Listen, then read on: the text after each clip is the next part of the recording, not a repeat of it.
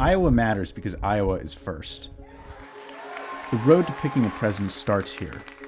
It's not the biggest state. Its population is overwhelmingly white, and its caucus process is quirky, but a win or a loss here can make or break campaigns.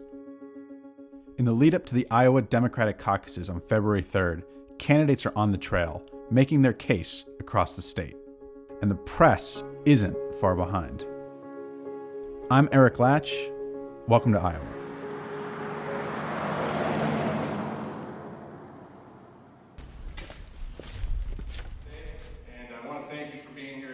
In the past year, I've been to dozens of these events. Campaigning in Iowa is intimate. It can look and feel like a high school election, but with polling. I've asked people what they're looking for. I've asked myself what I'm looking for. We still have seats here to fill. I'm press. I'm just, okay. I'm just being my vulture self, Okay. Your vulture self. Just getting a feel for and trying to translate and transmit a little bit of like what's being said, what's being emphasized, what the mood is, what the energy is. Like, that's kind of like the news at these events. What'd you think? Well, I am an undecided. Okay. And I've been trying to get around to hear all the candidates. I like everybody. I mean, that's my problem, is that I like everybody.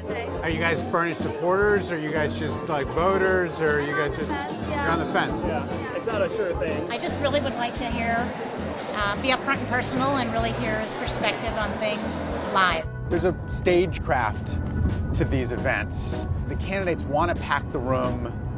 They'll want to look like it's overflowing. And nobody's ever admitted this to me, but my sense is that they want people to feel like they're at a high demand event. You'll see staff members, put out extra chairs after people get in to find extra room for people. And I've always wondered if that's just like the game plan. It's just like, just make it look like there's a surprising amount of people here. See, I told you about the chairs.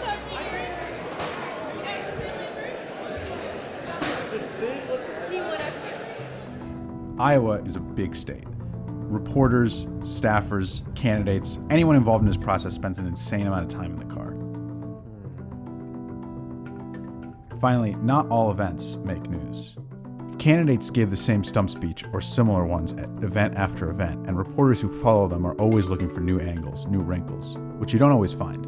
With the exception of Biden, every candidate says to every question, that's a great question, right? There are no bad questions in Iowa. Thank you, John, for that great question. But that's how campaigning works in Iowa. It's just kind of like 4 weeks out from voting, after these people have been coming to the state, with so many people like focused on the huge differences between these candidates, and yet you have these people who are just kind of like, well, I kind of like Bernie and I kind of like Pete.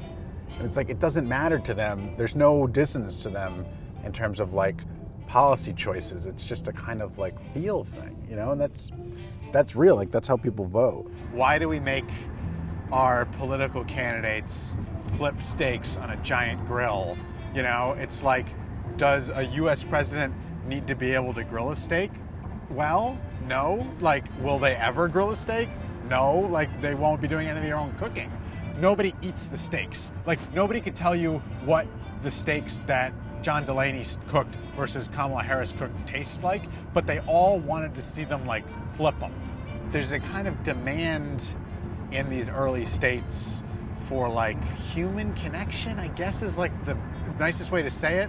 And then like kind of like, how much are you willing to humiliate yourself is probably the darker way to say it. This is it, guys. Welcome to the campaign.